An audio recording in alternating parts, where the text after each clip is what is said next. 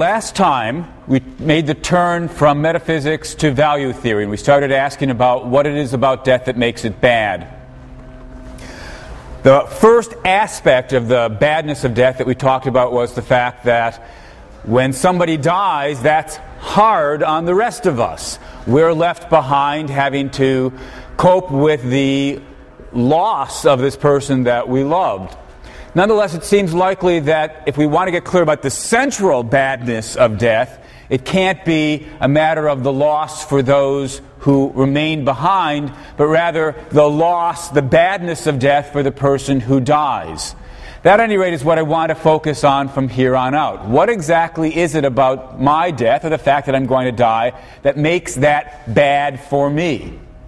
Now, I want to get clear about precisely what it is we want to focus in on here. Now, one thing that could be bad, obviously, is the process of dying could be a painful one. It might be, for example, that I get ripped to pieces by Bengali tigers.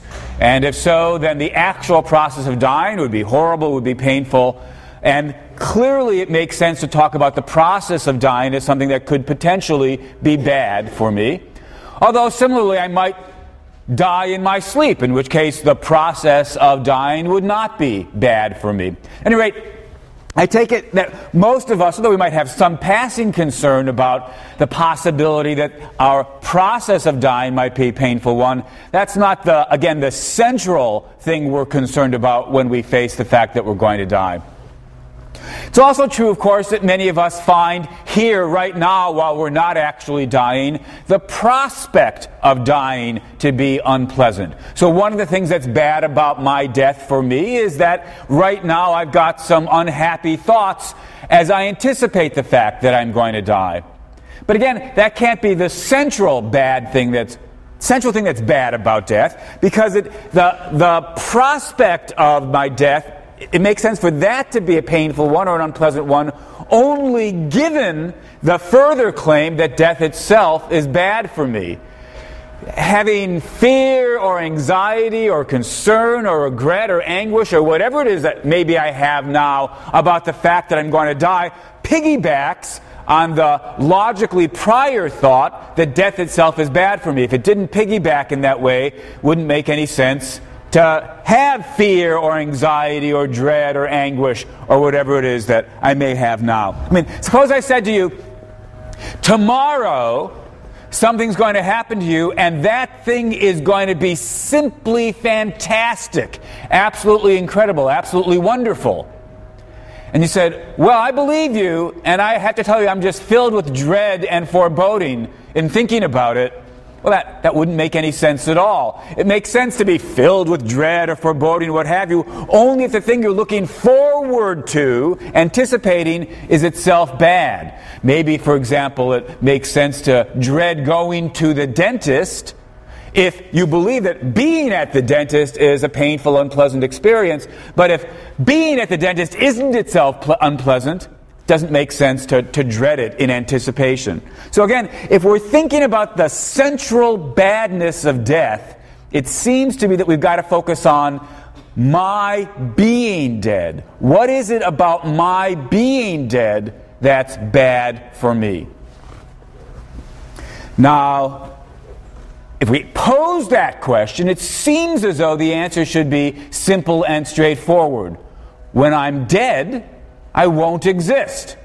Now, previously, the first part of the class, we spent some time saying that, look, on certain views, there'll be a period of time in which you might be dead, but your body might still be alive, or you might be dead, but even though your body still exists, it's not alive, but you exist as a corpse.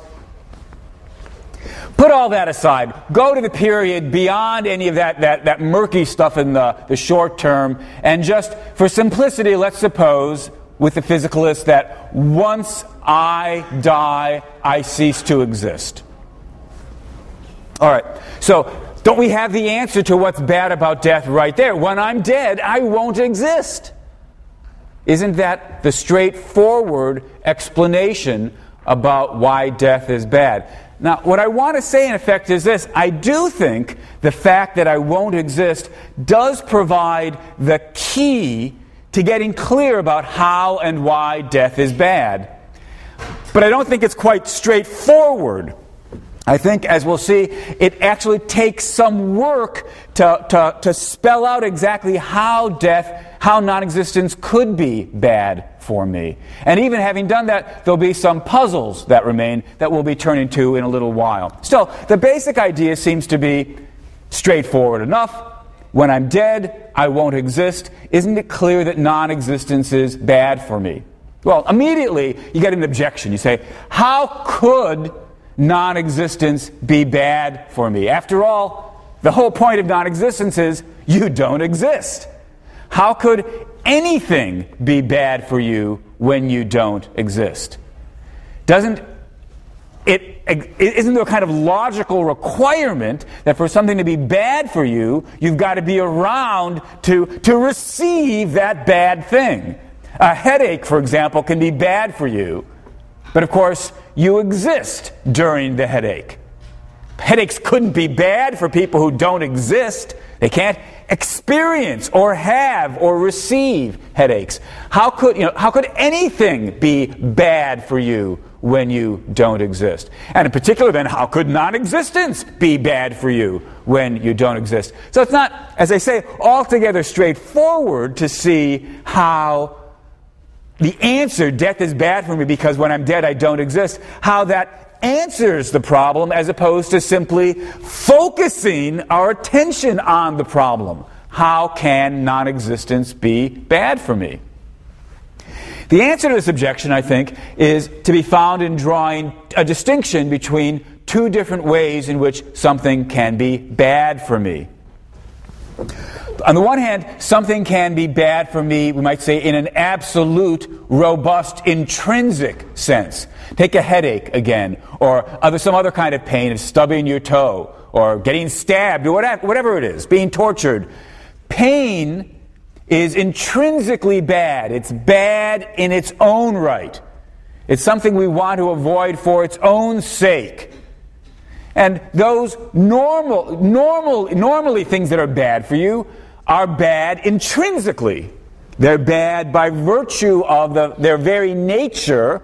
There's something about the way they are that you don't want those. They're bad in their own right. But there's another way of something being bad for you that it's easy to overlook. Something can be bad comparatively. Something could be bad because of what you're not getting while you get this bad thing. So it could be what the economists call bad by virtue of the opportunity costs. It's not that it's intrinsically bad. It's bad because while you're doing this, you're not getting something better. How could that be? Let's have a simple example. Suppose that I stay home and watch something on TV.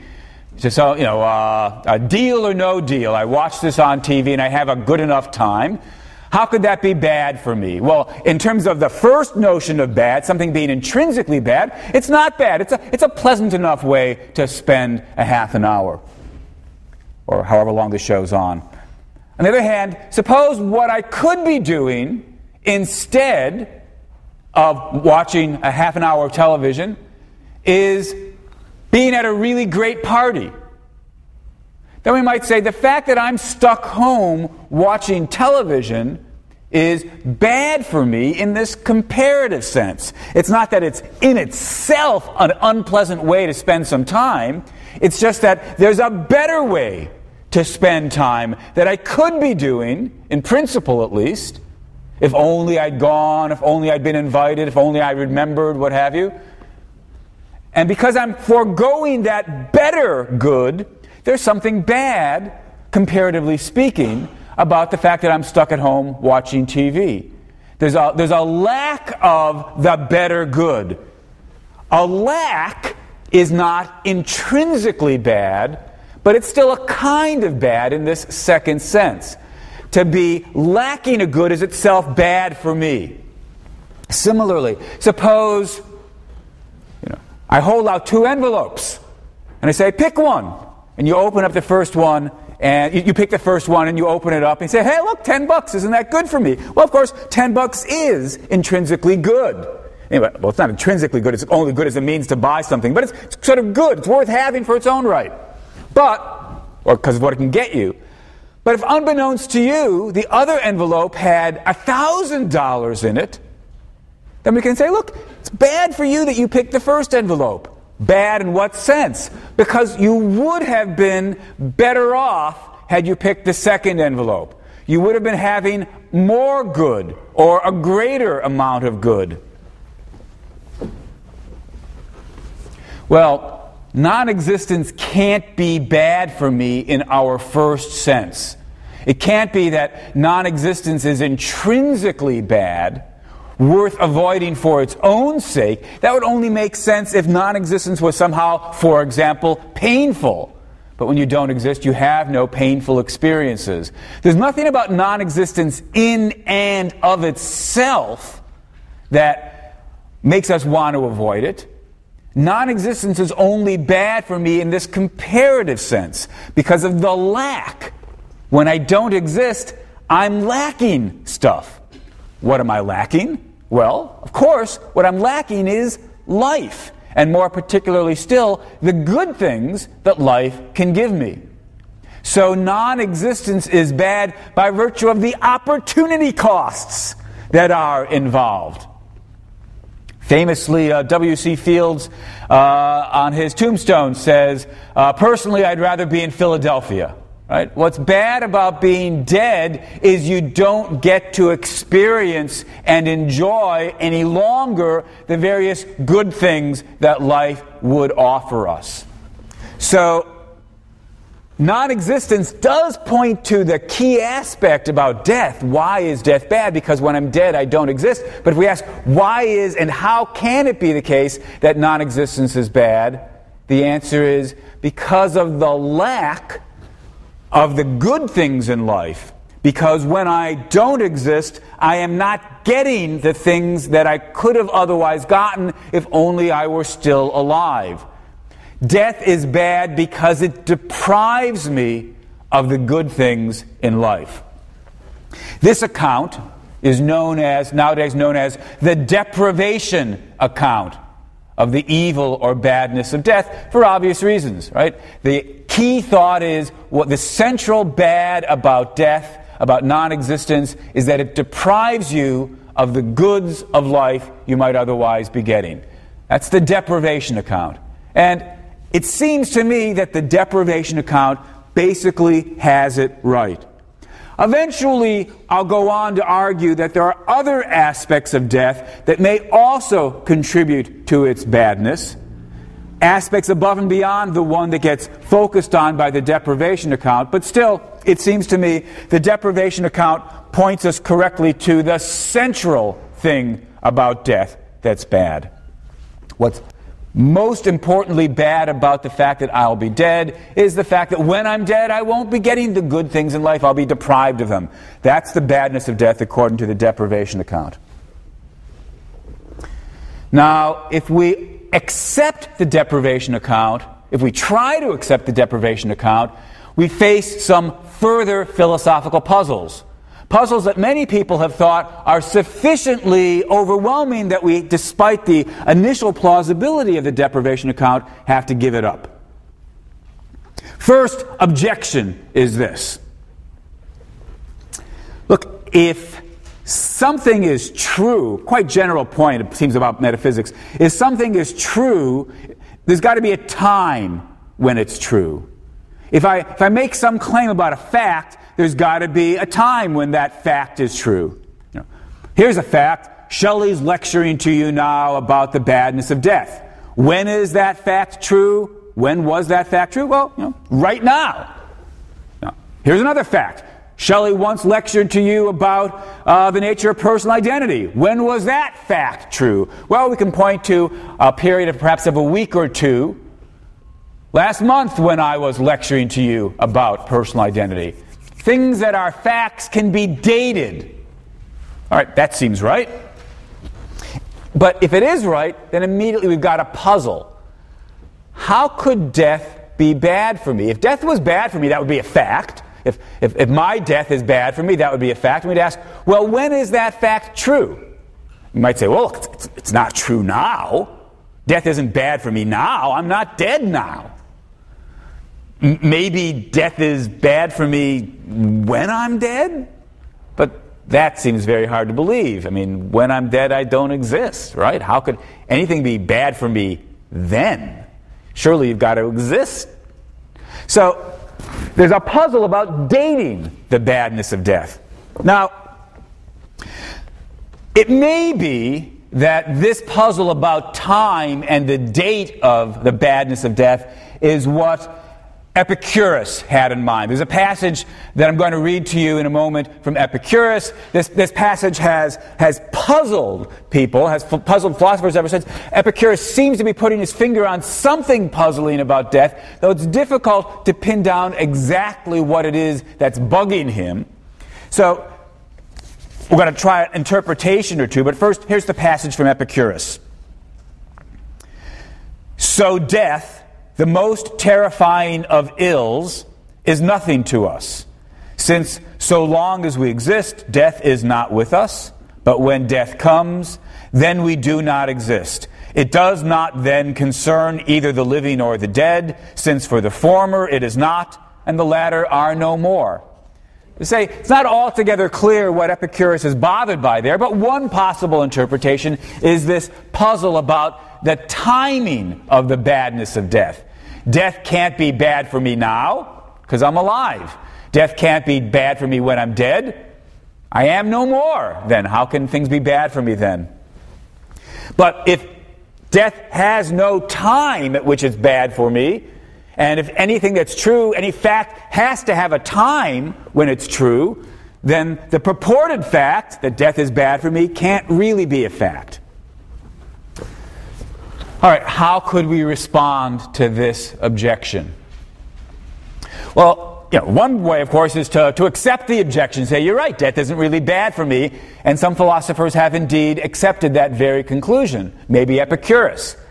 But most of us want to say, no, death is bad for me, and so we need a better answer to the, oh yeah, when is it bad for you? Objection. Two possible responses. One possible response would be to grab the bull by the horns and say, death is bad for me, facts do have to be dated, let me tell you when it's bad for me. The other possible response is to grab, as it were, the other horn and say, death is bad for me, and I agree that I can't date it, but you were wrong to assume that all facts have to be dateable.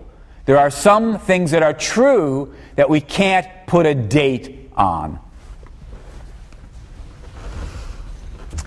Let's start with the second. Could there be some things that are true that we can't put a date on? Well, here's one, I think, maybe. Suppose that on Monday, I shoot John. I wound him with the bullet that comes out of my gun. But it's not a wound directly into his heart. He simply starts bleeding. And he bleeds slowly. So he doesn't die on Monday. He's wounded and he's dying, but he doesn't die on Monday. On Tuesday, let's suppose that I have a heart attack and I die. John's still around. Bleeding, but still around. On Wednesday, the loss of blood finally overtakes him and John dies. All right? So I shoot him on Monday, I die on Tuesday, John dies on Wednesday. Now, I killed John. I take it we're all in agreement about that. If I hadn't shot him, he wouldn't be dead. I killed him. When did I kill him? Did I kill him on Monday, the day I shot him? Well, that doesn't seem right. He's not dead on Monday. How can I kill him on Monday? Oh, he died on Wednesday. Did I kill him on Wednesday? Well, how could that be? I don't even exist on Wednesday. I died myself on Tuesday. How can I kill him after I'm dead? So I didn't kill him on Monday, didn't kill him on Wednesday. I didn't kill him on Monday, didn't kill him on Wednesday when he dies. When did I kill him? Well, maybe the answer is there's no particular time at all when I killed him, but for all that, it's true that I killed him. What makes it true that I killed him? What makes it true that I killed him is that on Monday I shot him, and on Wednesday he died from the wound. That's what makes it true. But when did I kill him? Maybe we can't date that. Suppose we can't. If we can't, then there are facts that you can't date, like the fact that I killed John. If there are facts that you can't date, maybe here's another one. My death is bad for me. When is that true? Can't date it, but for all that, maybe it's true. So maybe we shouldn't accept the assumption of the argument that all facts can be dated. Of course, the thought that all facts can be dated is a very powerful one, and no doubt many of you are going to go home and start trying to come up with an adequate answer to the question, when exactly did Shelley kill John? And come up with an answer maybe that you can even accept. At any rate, maybe we should accept the thought that all facts can be dated. In which case, if we're going to want to insist that my death is bad for me, we better be able to come up with a date. Well, maybe we can. When would it be plausible to claim my death is bad for me?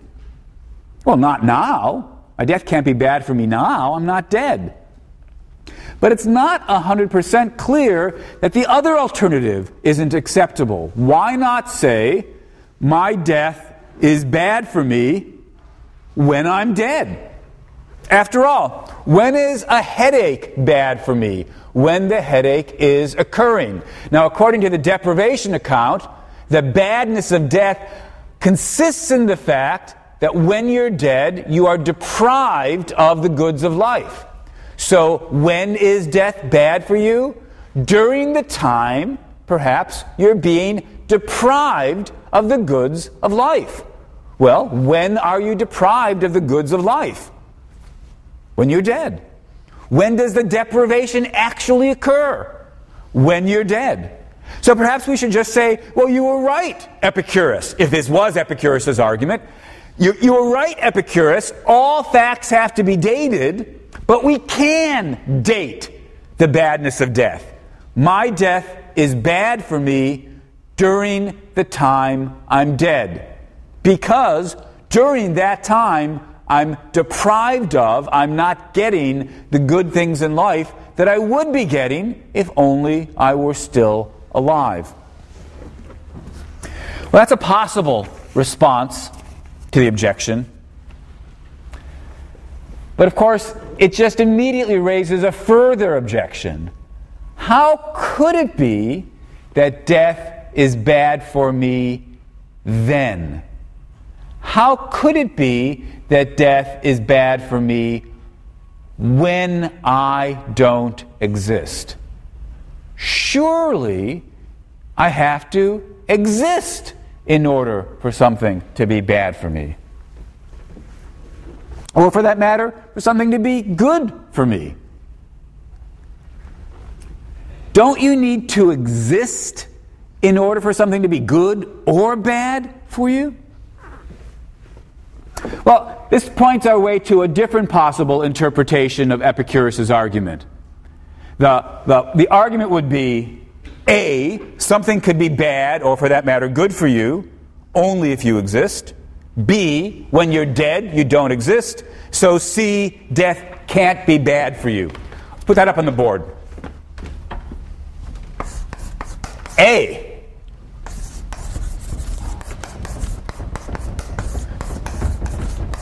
Something can be bad for you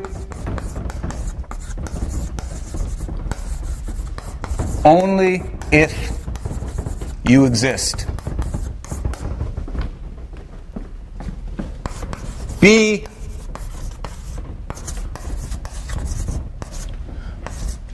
When you're dead, you don't exist.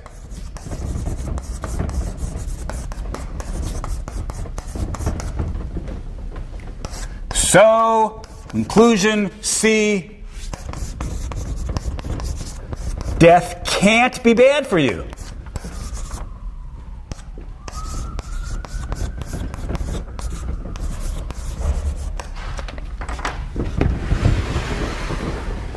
Maybe that's the argument that Epicurus had in mind. Let's hear the quote from Epicurus again. So death, the most terrifying of ills, is nothing to us. Since so long as we exist, death is not with us. But when death comes, then we do not exist. It does not then concern either the living or the dead, since for the former it is not, and the latter are no more. Again, the passage from Epicurus isn't altogether clear, but maybe he's got in mind something like this argument. Maybe Epicurus thinks, look, A, something can be bad for you only if you exist. B, when you're dead, you don't exist. So C, death can't be bad for you.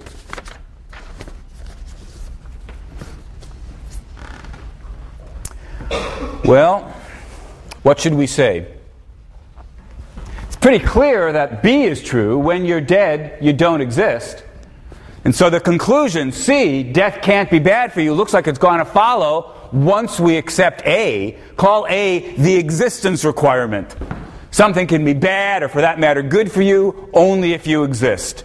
That's the existence requirement for bads and goods. If we accept the existence requirement, it looks as though we have to accept the conclusion, death can't be bad for you. What should we say? Maybe what we should say is, reject the existence requirement. In the ordinary case, pains, being blind, being crippled, what have you, losing your job. In the ordinary case, things are bad for you when you exist. In the ordinary case, in order to receive bads, you've got to exist. But perhaps that's only the ordinary case. It's not all cases. Perhaps we should say, look, for certain kinds of bads, you don't need to even exist in order for those things to be bad for you. What kind of bads could be like that? Well, of course, deprivation bads would be exactly like that. To lack something, you don't need to exist. Indeed, the very fact that you don't exist might provide the very explanation as to why you've got the deprivation, why you've got the lack. Not all lacks might be like that, right? Remember the television case, you existed while you were being deprived of the great party. You existed while you were getting the mere $10 instead of the $1,000. So sometimes deprivations coincide with existence, but the crucial point about deprivations is you don't even need to so much as exist in order to be deprived of something. Non-existence guarantees that you're deprived of something. So perhaps we should just reject the existence requirement. Perhaps we should say, when we're talking about lacks, when we're talking about deprivations, A is wrong. We should reject the existence requirement. Something can be bad for you even if you don't exist. The existence requirement is false. Well, that would be a possible way to respond to this second possible interpretation of Epicurus' argument. It would be a way to retain the thought that I take it we want to have, that most of us share at least, that death is bad. We'd be able to retain that thought by rejecting the existence requirement.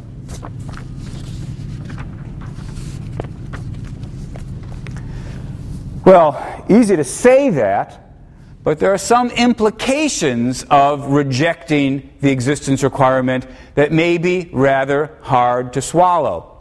Think about exactly what it's saying. It's saying something, for example, death, non-existence, can be bad for somebody even though they don't exist. That's why my death can be bad for me even though I won't exist.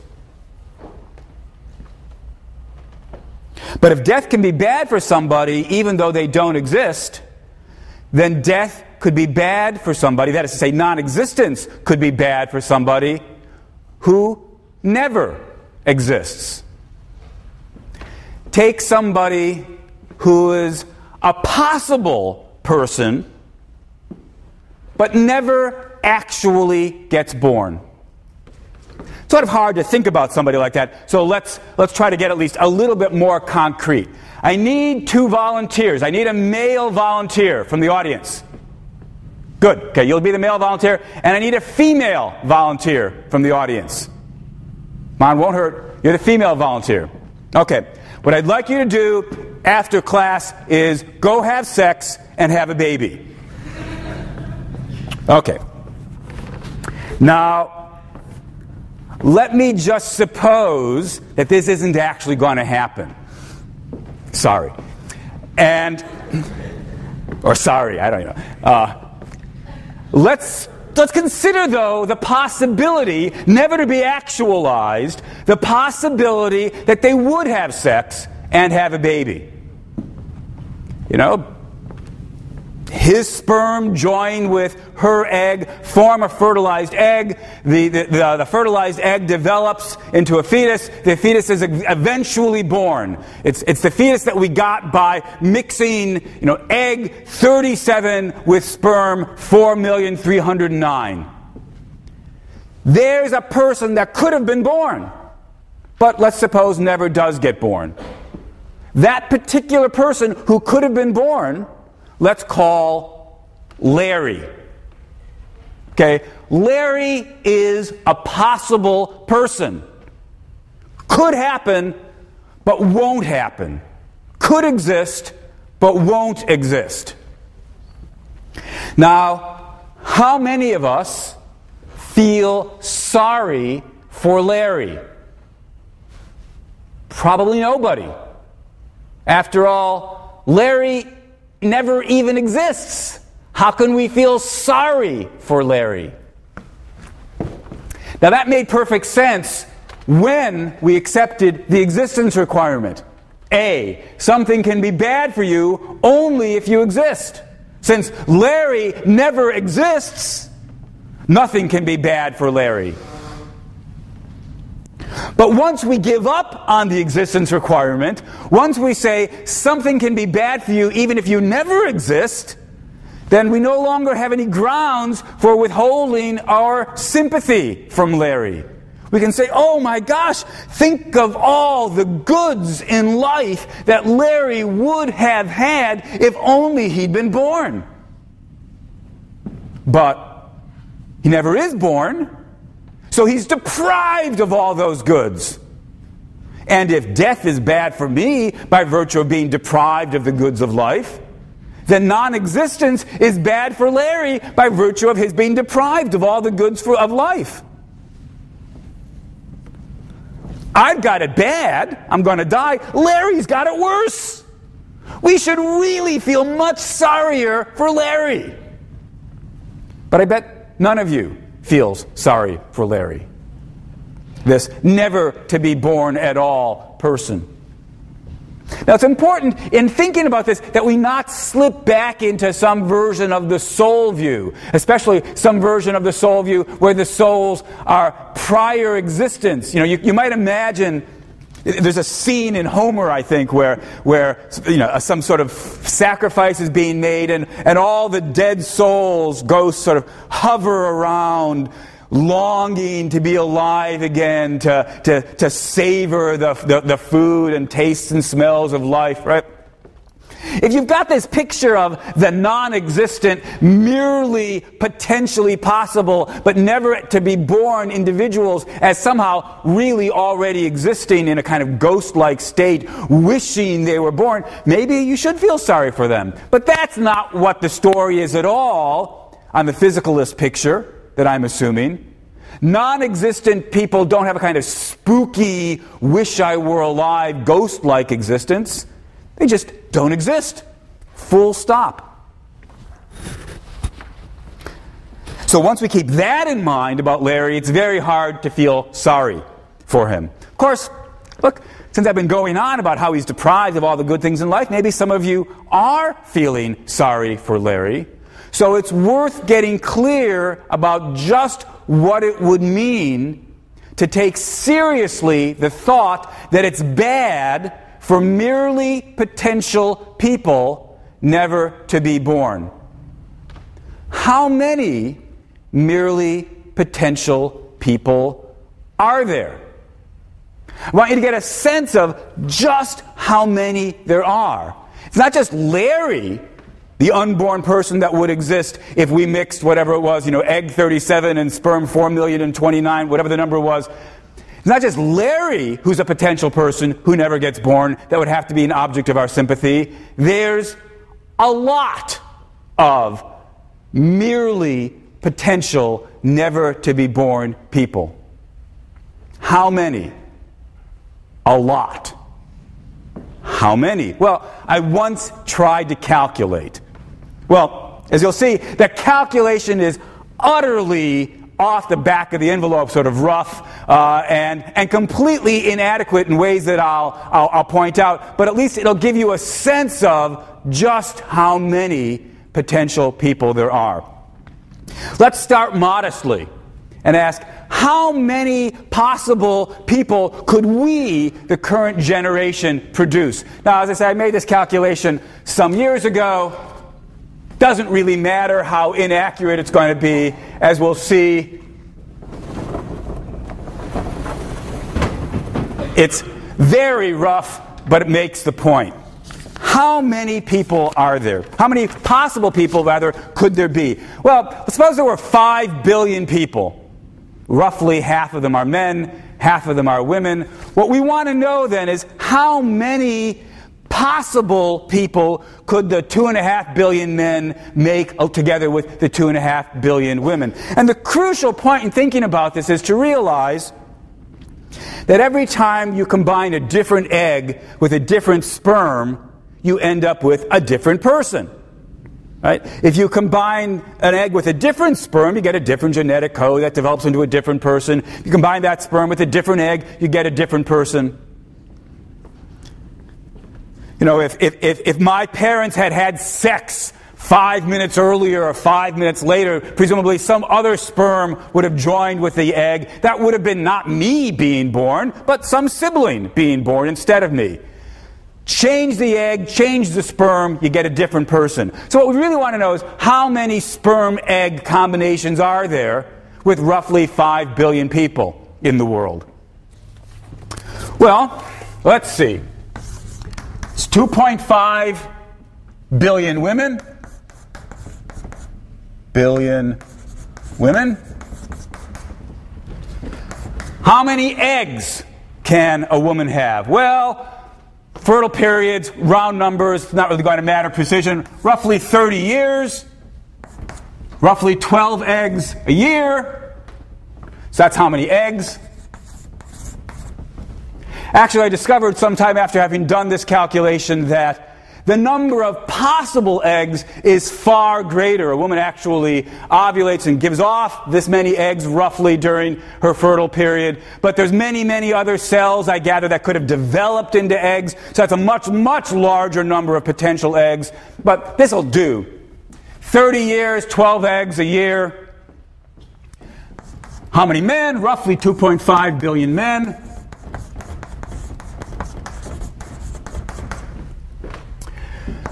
Each man, has a much longer period in which he's able to produce sperm. Let's just be round numbers here, 50 years. How many times a day can the man have sex? Well, certainly more than once, but let's be modest here and just say once a day. So that's 365 times a year. 365 days a year. 365 days, I guess that should be.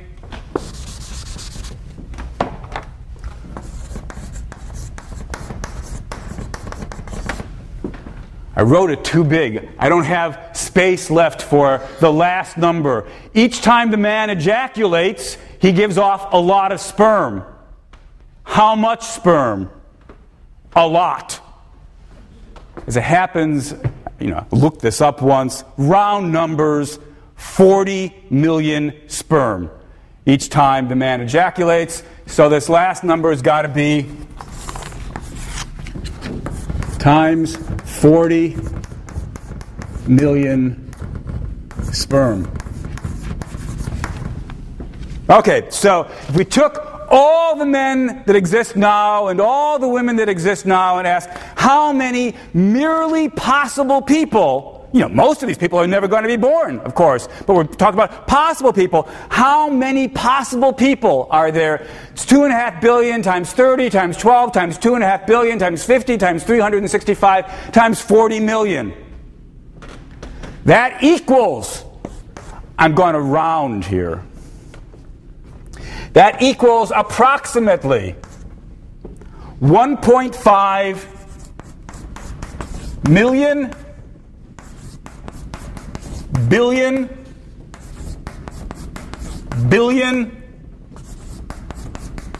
billion people. That's 1.5 times 10 to the 33rd.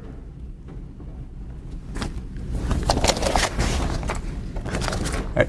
That's how many possible people we could have, roughly speaking, in the next generation, of which, obviously, a minuscule fraction are going to be born. If you're going to feel sorry for Larry, you've got to feel sorry for every merely possible person. Every person who could have been born that never gets born. And there's 1.5 million billion such people, such possible people. And of course, the truth of the matter is, we've barely scratched the surface here. Because now, think of all those people, and think about all the possible children they could have. We got this number starting with a mere 5 billion people. Imagine the number we would get if we then calculated how many possible grandchildren we could have. I don't mean that we could actually have all of those people at the same time, but for each one there is a possible person that could have existed. You quickly end up with more possible people than there are particles in the known universe. And that was just 2 generations. Right? 3 generations are going to have more. 4 generations are going to have more. As if we think about the number of possible people who could have existed but will never exist, the number just boggles the mind. And then, if we say we've gotten rid of the existence requirement, and so things can be bad for you even if you never actually exist, then we have to say of each and every single one of those billions upon billions upon billions upon billions upon billions of possible people that it's a tragedy that they never get born because they're deprived of the goods of life. If we do away with the existence requirement, then the tragedy of the unborn possible people is a moral tragedy that just staggers the mind. The worst possible moral horrors of human history don't begin to even be in the same ballpark as the moral horror of the loss via deprivation for all of these unborn possible people. Now, I don't know about you.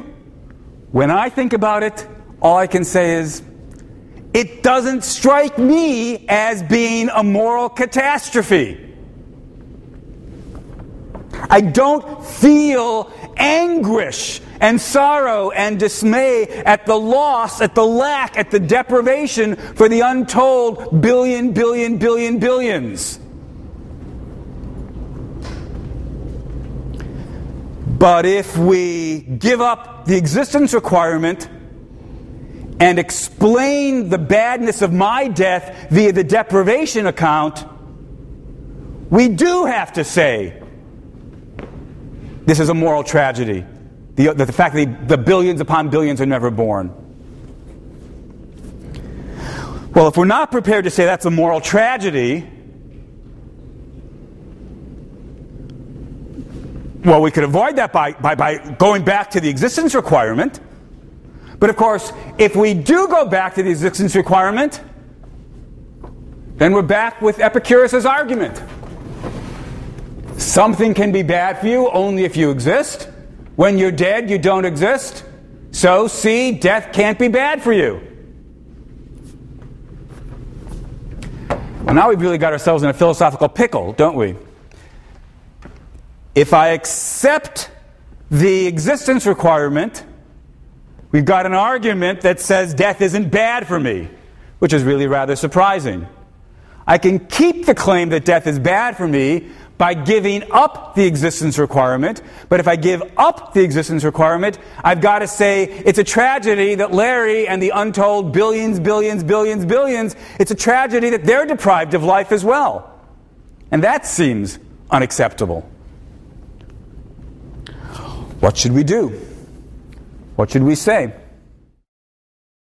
The suggestion is that the key here is to think about the claims that I'm using deprived in two different senses. That when we worry about my death, I'm losing something, namely life, that I've had.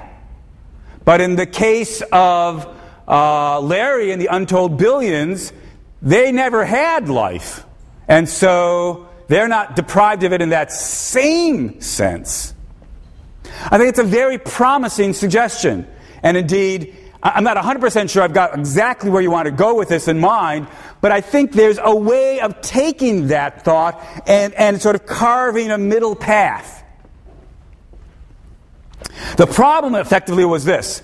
If we don't throw in any existence requirement, we have to feel sorry for the unborn billions.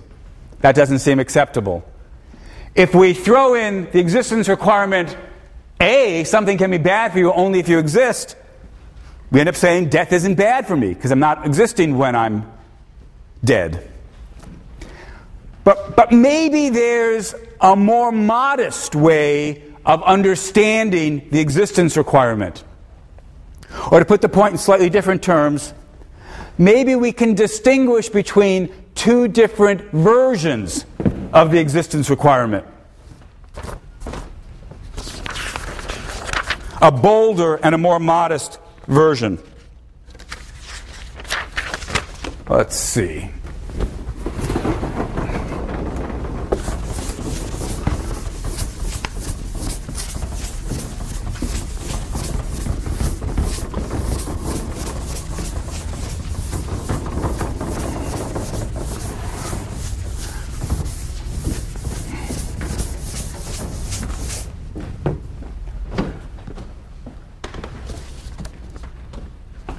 Here's the modest version.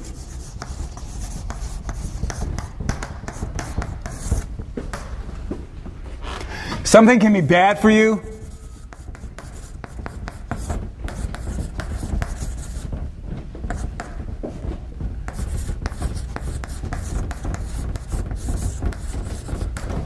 only if you exist at some time or the other.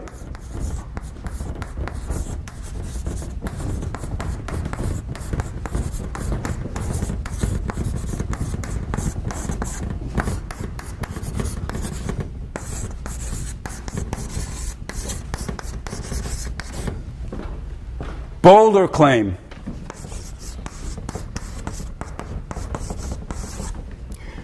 Something can be bad for you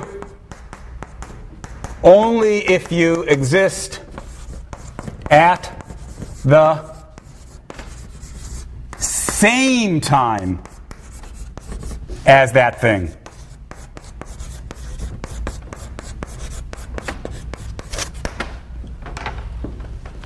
All right. These are two different ways of understanding what the existence requirement requires. The modest version is called modest because it's asking less. It says something can be bad for you only if you exist at some time or the other.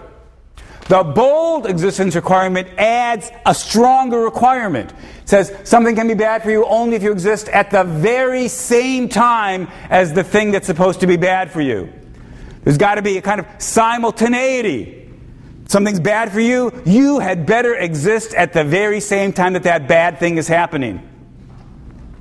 That's bolder than the modest requirement. The modest requirement doesn't require that you exist at the same time as the bad thing. It only requires that you exist at some time or the other.